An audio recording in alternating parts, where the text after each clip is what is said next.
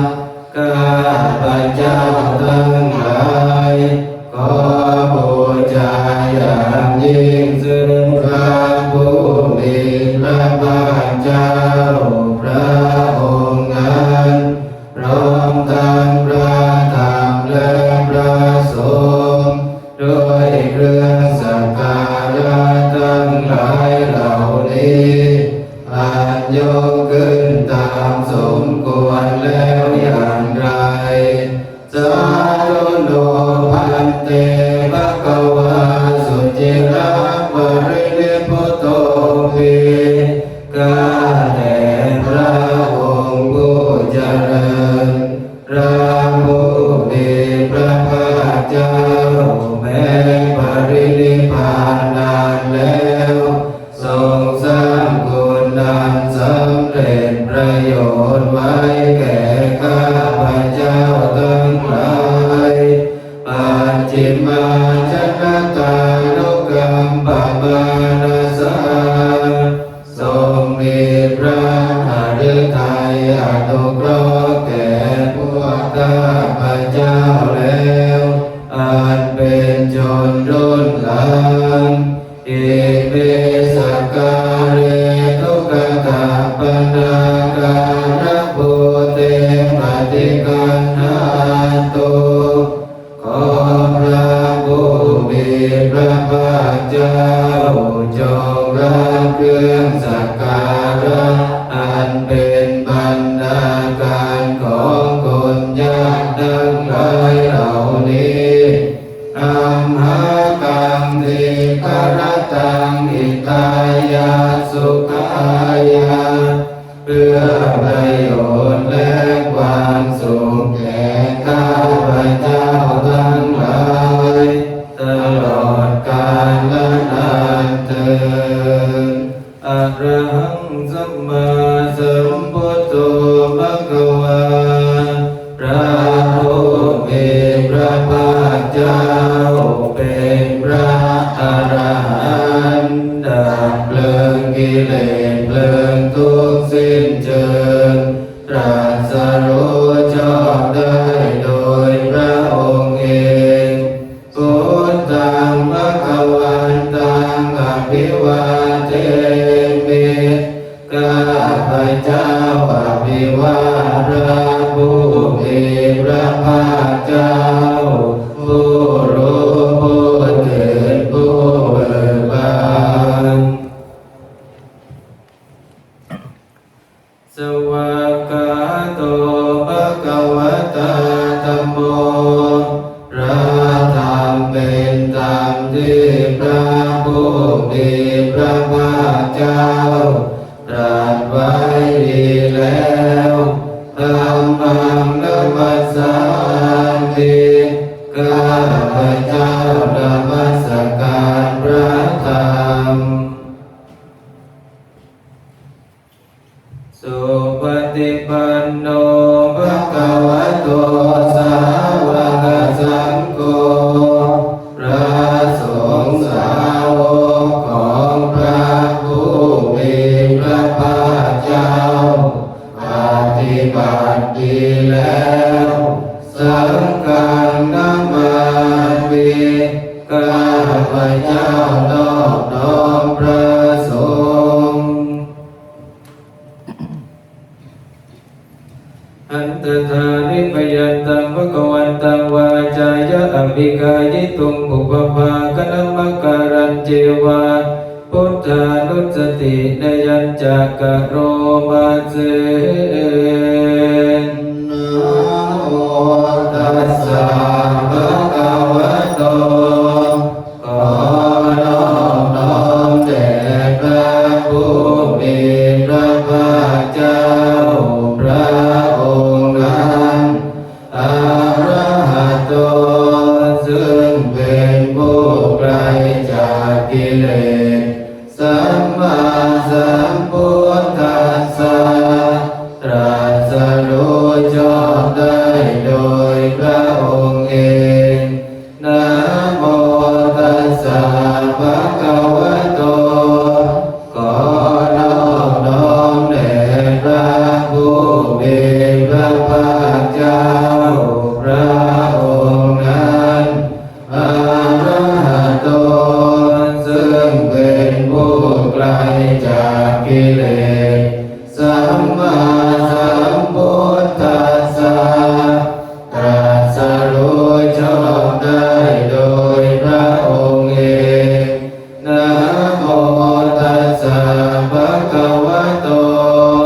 ขอน้อมน้อมแด่พระผู้มีพระภาคเจ้าพระองค์นั้นอะระหะโตซึ่งเป็นผู้ไกลจากกิเลสสั สัมมาสัมพุทธัสสะตรัสรู้ชอบได้โดยพระองค์เองเปิดหนังสือไปหน้า13อันตมยังพุทธานุสตินายังกะโรมาเสอังโฆรานะภะคะวันตังเอวังกัลยาโนกิตติสัตโตอะภุคโตก็กิตติศัพท์อันงามของพระผู้มีพระภาคเจ้านั้นได้คงไปแล้วอย่างนี้ว่าอิติปิโสภะคะวาเพราะเหตุอย่างนี้อย่างนี้พระผู้มีพระภาคเจ้านั้นอรหังเป็นผู้ไกลจากกิเลสสัมมาสัมพุทโธเป็นผู้ตรัสรู้ชอบได้โดยพระองค์เองวิชาจารณสัมปันโนเป็นผู้ถึงพร้อมด้วยวิชาและจารณะสุขโตเป็นผู้ไปแล้วด้วยดีโลกวิทูเป็นผู้รู้โลกอย่างแจ่มแจ้งอนุตตโรปุริสธรรมสารถิเป็นผู้สามารถฝึกบุรุษที่สมควรฝึกได้อย่างไม่มีใครยิ่งกว่า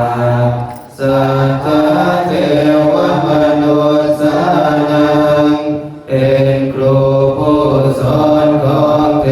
วดาและมนุษย์ทั้งหลายพุทโธ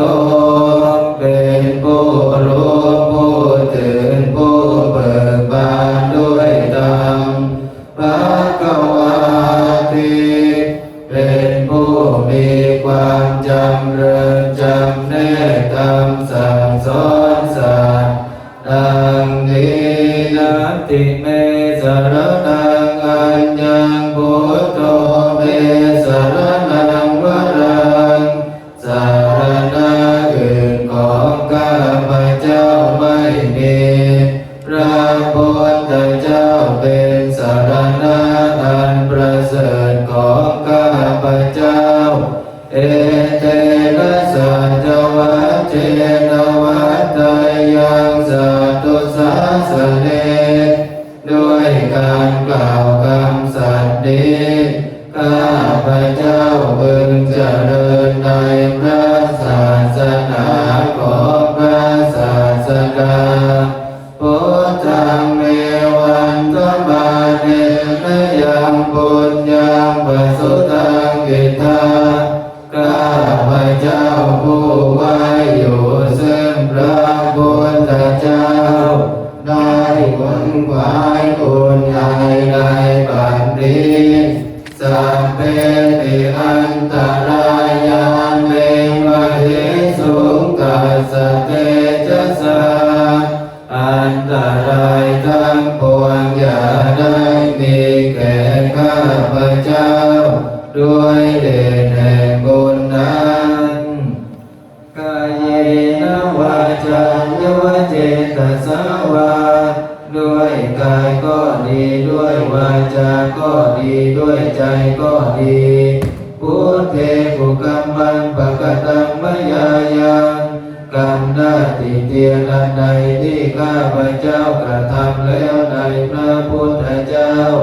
พุทโธปฏิคันหาตุอัจจยันตัง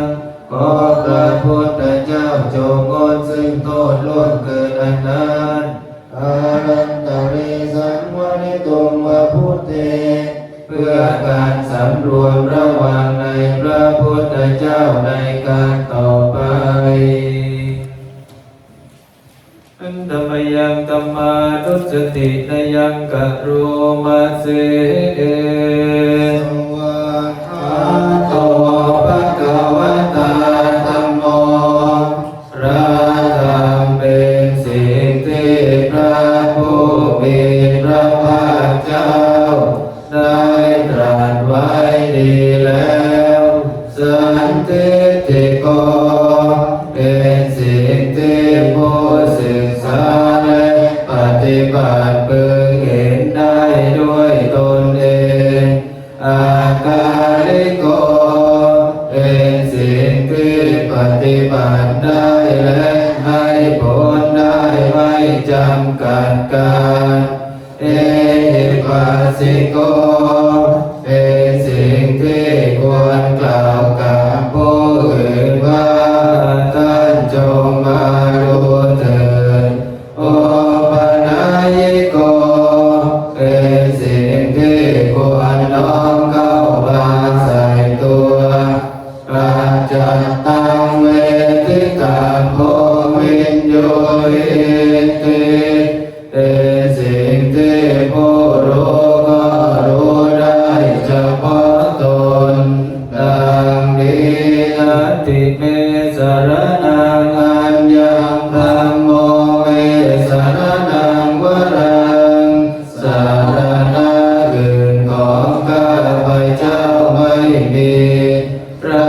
ธรรมเป็นสารณะอันประเสริฐของข้าพเจ้าเอเตนะสัจวัตเทนะวัตถยังสัทธุสัสสะเนด้วยการกล่าวคำสัตย์นี้ข้าพเจ้าพึงเจริญในพระศาสนาของพระศาสดาธัมมังเมวันตมาเน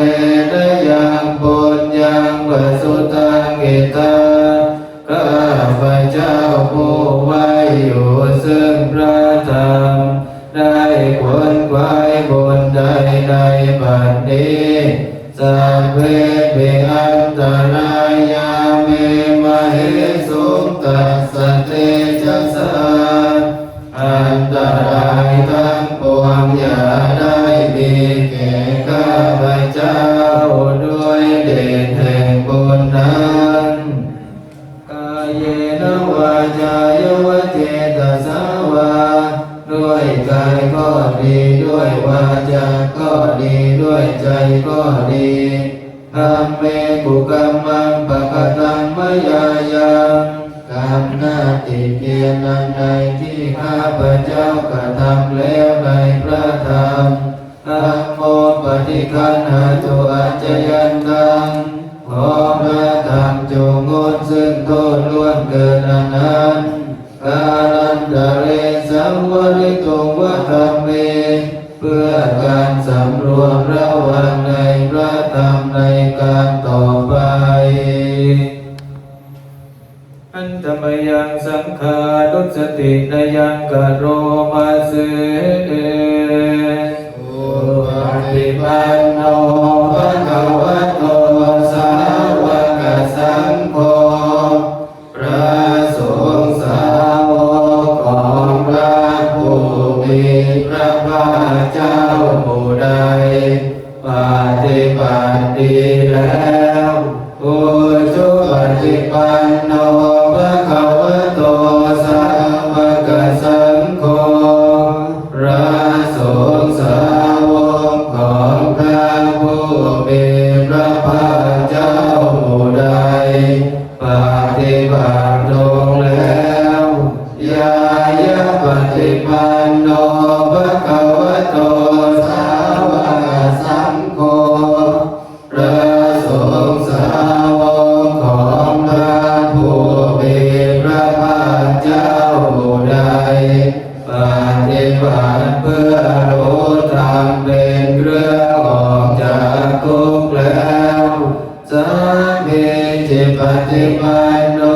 ภะคะวะโตสาวกสังโฆพระสงฆ์สาวกของพระผู้มีพระภาคเจ้าผู้ใดปฏิบัติสมควรแล้วญาติทานได้แก่บุคคลเหล่านี้คือ นตาริปุริสโยคานิอันตปุริสปุกลาโกแห่งบุรุษสี่โกนั้นเรียงตัวบุรุษได้แก่บุรุษเอสาวกวะโตสาวกสังโฆนั่นแหละสงฆ์สาวกของพระผู้มีพระภาคเจ้าอาหุนายโยเป็นสมควรแก่สักการะที่เขานำมาบูชาอาหุนายโยเป็นสมควรแก่สักการะที่เขาจัดไว้ต้อนรับทักขินายโยเป็นผู้ควรรับทักษิณาทานอัญชลีกรณีโยเป็นผู้ที่บุคคลทั่วไปควรทำอัญชลีอนุตตรังบุญญาเกตังโลกัสสาติเป็นเนื้อนาบุญของโลกไม่มีนาบุญอื่นยิ่งกว่าดังนี้ติเปสารนังอัญญังสังโฆเปสารนังวรังสารณะอื่นของข้าพเจ้าไม่มีพระสงฆ์เป็นสารณะอันประเสริฐของข้าพเจ้าเอเตนะสัจจวัชเชนวัฏไทยังสาธุสาสเนด้วยการกล่าวคำสัตย์นี้ข้าพเจ้าเบิ่งเจริญในพระศาสนาของพระศาสดาสังฆังเบวันธมาเนนะยังบุญยังปัสสุตังกิตาข้าพเจ้าผู้ไว้อยู่ซึ่งพระสงฆ์ได้หวนไว้บนใดใดบัดนี้สัพเพปิอันตรายาเดมเหสุตัสสะเตจัสสะอันตรายทั้งปวงอย่าได้มีแก่ข้าพเจ้าด้วยเดชแห่งบุญนั้นกายเนวาจาโยเจตสาวาด้วยกายก็ดีด้วยวาจาก็ดีด้วยใจก็ดีสังเกตุกัมมังปะกตังวะยายากรรมหน้าที่เกียรติใดที่ข้าพเจ้ากระทำแล้วในพระสงฆ์สังโฆปฏิคันนาตุอัจจยันตังขอพระสงฆ์จงงดซึ่งโทษล่วงเกินอันนั้นกาลันตะเรสังวริตุงวสังเกเพื่อการสำรวมระหว่างในพระสงฆ์ในการต่อไปเปิดหนังสือไปหน้า26หน้า26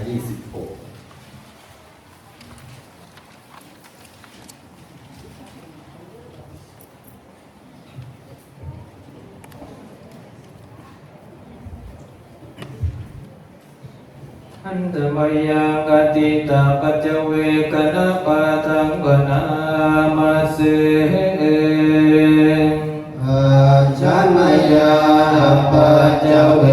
กิตวายังทิวรังมริพุตังจีวรใดอันเรานุ่งห่มแล้วไม่ทันพิจารณาในวันนี้อัญญาวะเทวาสิตัสสะปฏิภาคายาจีวรนั้นเรานุ่งห่มแล้วเพียงเพื่อบำบัดความหนาวบนอันสาปฏิภาคายาเพื่อบำบัดความร้อนตังสมากัสสวาตาตัปปสิริงสัพพสัมปัสสานังปฏิฆาตายา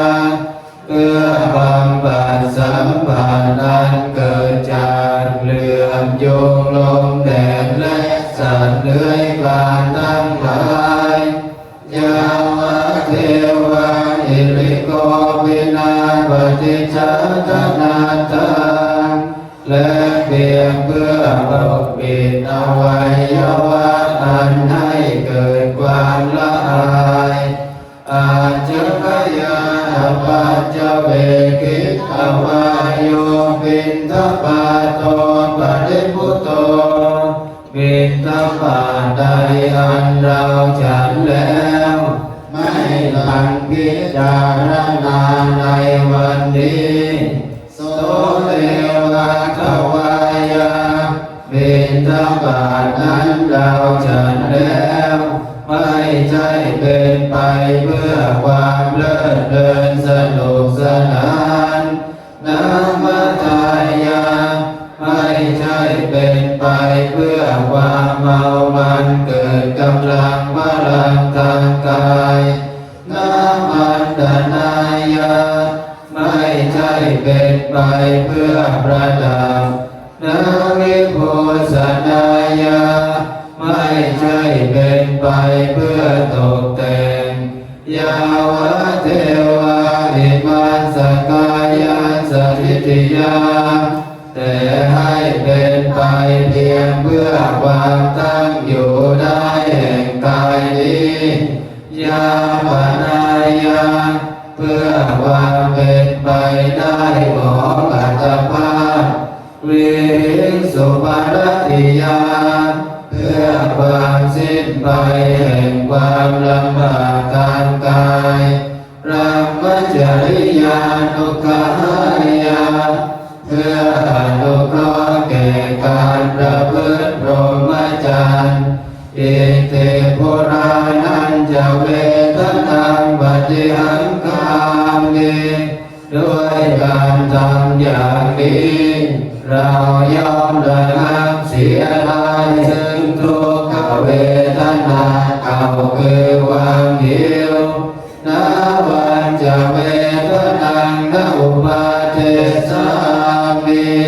และไม่ทำทุกขเวทนาใหม่ให้เกิดขึ้นญาตนาจะเมภวิสติอนาวัจตากัปปะสุวิหารโลจาติอาเห็นความเป็นไปโดยสะดวกแห่งอัตภาพนี้ด้วยความเป็นผู้หาโทษไม่ได้ด้วย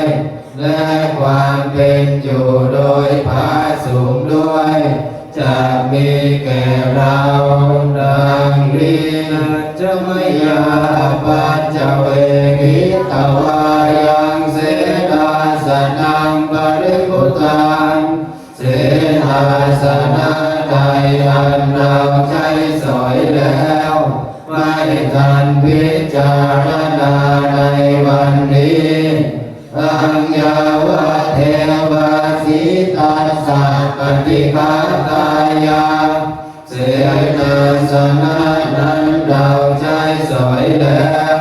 เพียงเพื่อบำบัดความหนาวอุทันสัพปฏิฆาตายา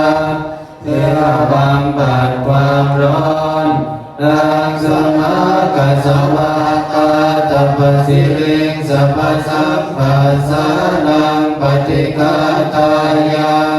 เพื่อบำบัดสัมปัสนันเกิดจากเหลือบยุงลมแดดและสัตว์เลื้อยคลานทั้งหลายยาวะเทวาอุตุมริสยาวิโนทนังปฏิสันลานานามาทังเพียงเพื่อบรรเทาอันตรายจากมือนี้จากดินฟ้าอากาศและเพื่อความเป็นผู้ยินดีอยู่ได้ในที่หลีกเล้นสำหรับภาวนาอาจไม่ยาปัจจเวกิตวาโยกิลานะปัจจยาเปสัจจปริคารโรปริพุตโตกิลานะเปสัจบริการใดอันเราบริโภคแล้วไม่ทันพิจารณาในวันนี้ โสยาวะเทวะอุปันนานังเวยาปฏิกานังเวทนานังปฏิฆาตายาทิลานะเภสัชบริการนั้นเราบริโภคแล้วเพียงเพื่อบำบัดทุกขเว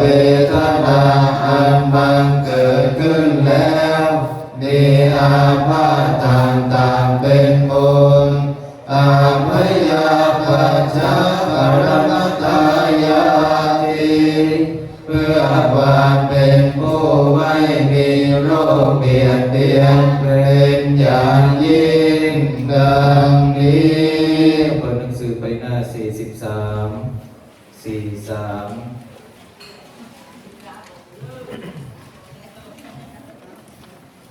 บุรพารัสมิงระพุทธกุณาบุรพารัสมิงประทัมเมตังบุรพารัสมิงประสังฆานังทุกขโรคภัยยังวิวันใจเยสัพพทุกข์สัพพโศกสัพพโรคสัพพภัยเสนียจันไรวิวันใจเยสัพพตานังสัพพลาภังภวันตุเบรักขันตุสุรักขันตุนักเตนะสมิงพระพุทธคุณังอาคเนนะสมิงพระธรรมเมตังอาคเนนะสมิงพระสังฆา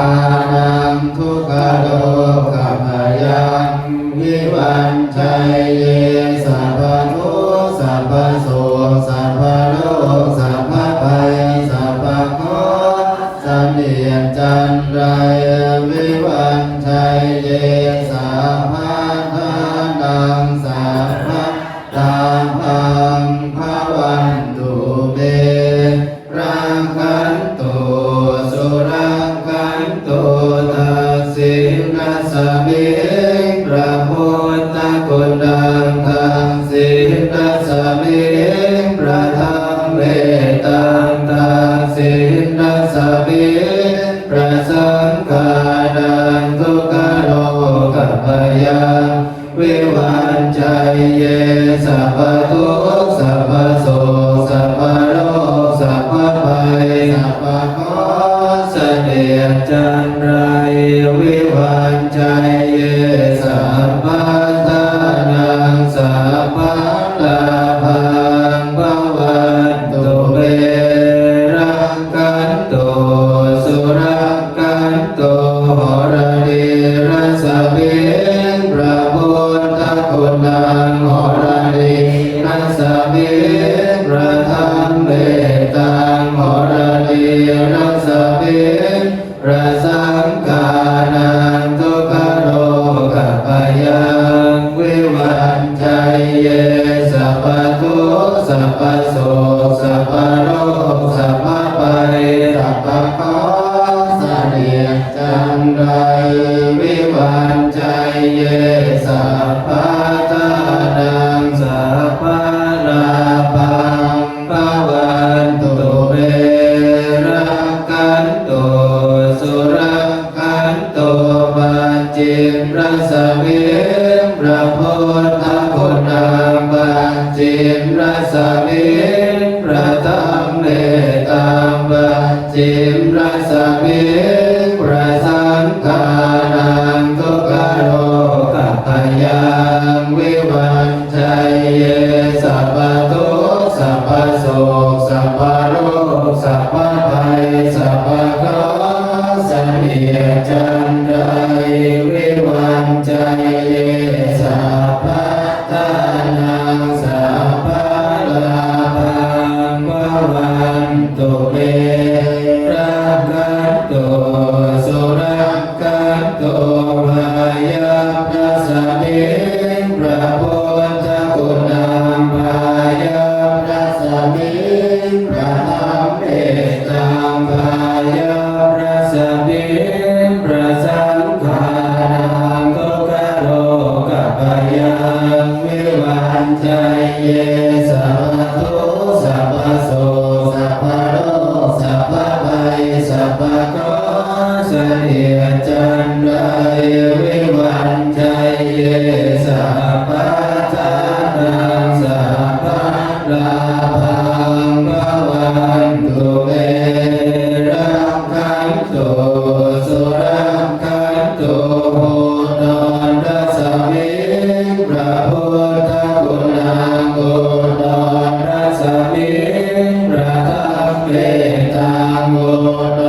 รัสมิงพระสังฆานังทุกขโลกพยังวิวันชัยเยสัพพทุกข์สัพพโสกสัพพโรคสัพพภัยสัพพเคราะห์เสนียดจันไรวิวันชัยเยสัพพทานังสัพพลาภังภวันตุเมรังคันตุสุรักขันตุอิสารสมิงพระพุทธคุณังอิสารสมิงพระธรรมเมตังอิสารสมิงพระสังฆานังทุกขโลกพยังวิวันชัยเย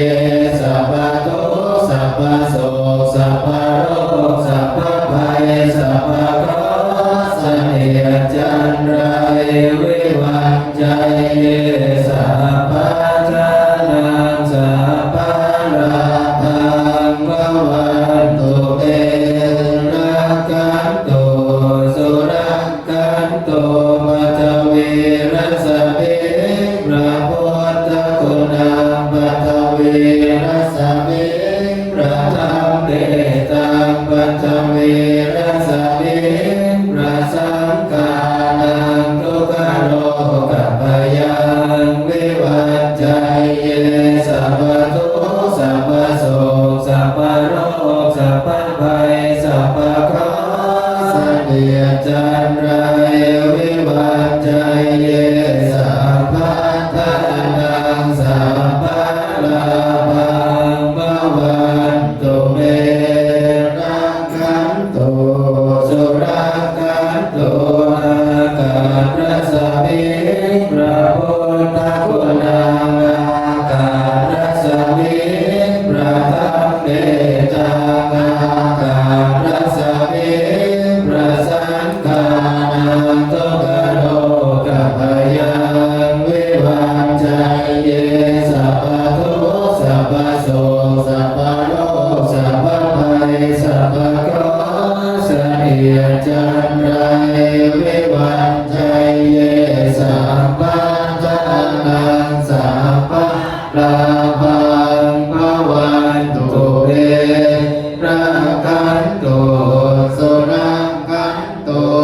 อิมัสสมิงมงคลจักรวาลทั้งแปดทิศประสิทธิจงมาเป็นกำแพงแก้วทั้งเจ็ดชั้นมาป้องกันน้อมล้อมรอบรอบทั่วอนัตตาราชสิปานาเกเตสบันตาสัตโยชนะสัตสหัสสานิพุทธจาลวริเกเตรักขันตุ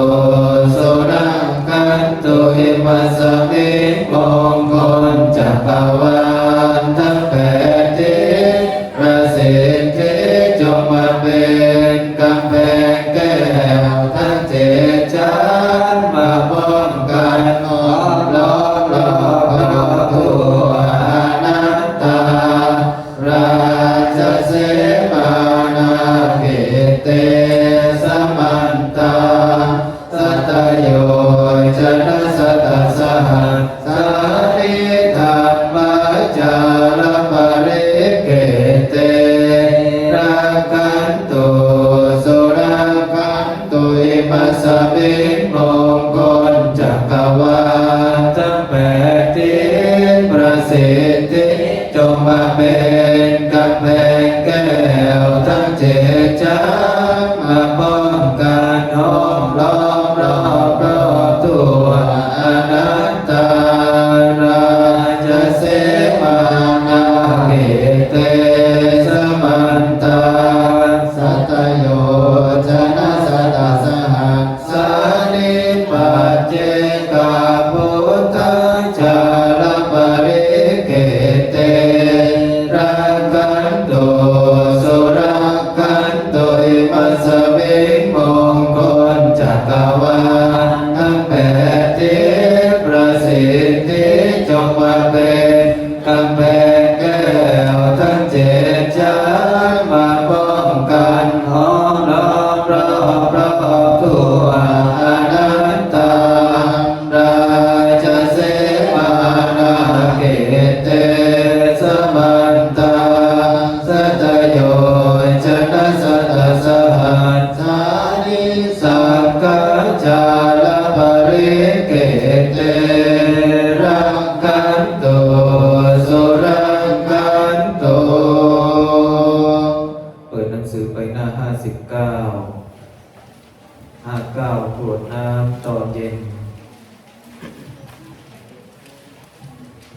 ธรรมยังบุติสนาทิตานาคาทายโย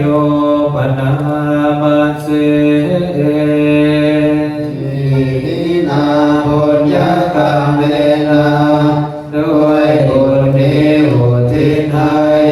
อุปัชฌายาคุณุตตระอุปัชฌาย์ผู้เลิศคุณอาจาริโยปการาจารย์และอาจารย์ผู้เกื้อหนุนมาตาปิตาจายาตกา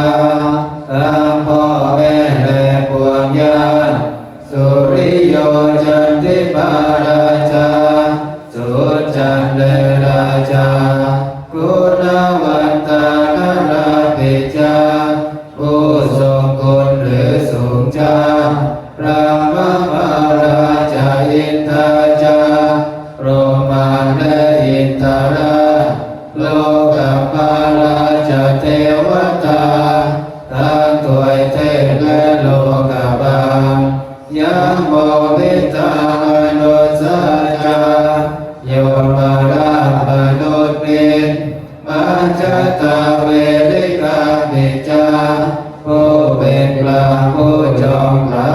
นสัพเพสัตตาสุขีโหตุขอให้เป็นสุขสันต์ทุกตนนาอย่าทุกตนปุญญานิปกตานิเม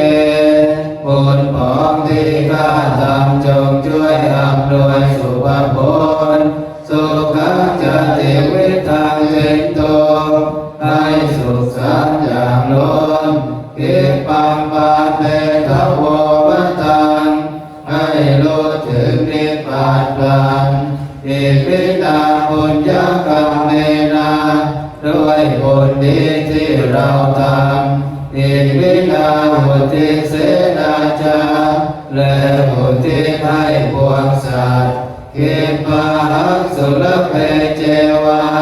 เราบันได้ซึ่งการตัดทานุปาทานเจตนังตัวตัณหาอุปาทานเยสันตาเนหิตาธรรมาสิ่งชั่วในดวงใจยาวะนิพพานโตมะมัง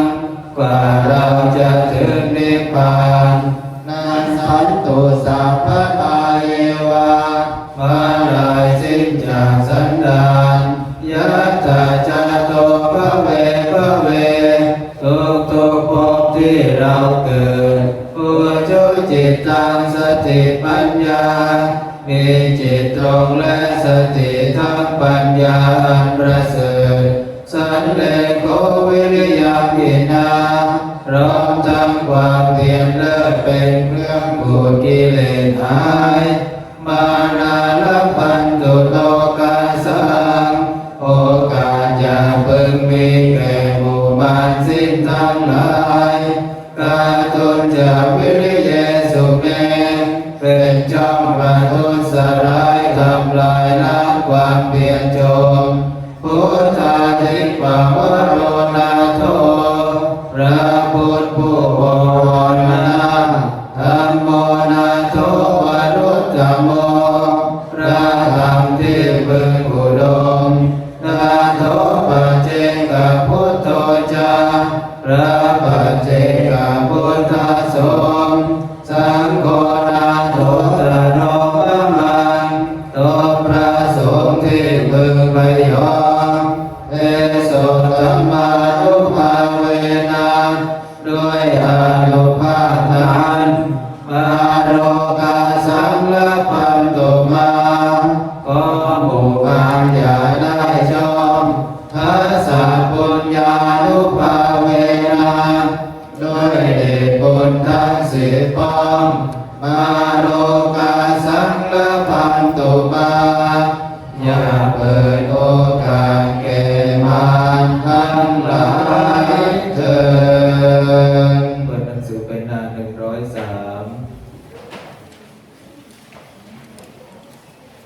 อาหังสุกิโต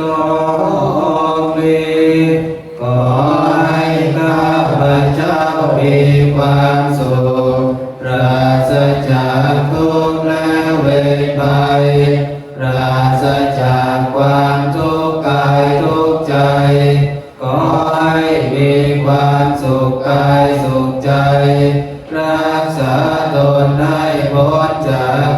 ภัยทั้งปวงเถิดสัพเพสัตตา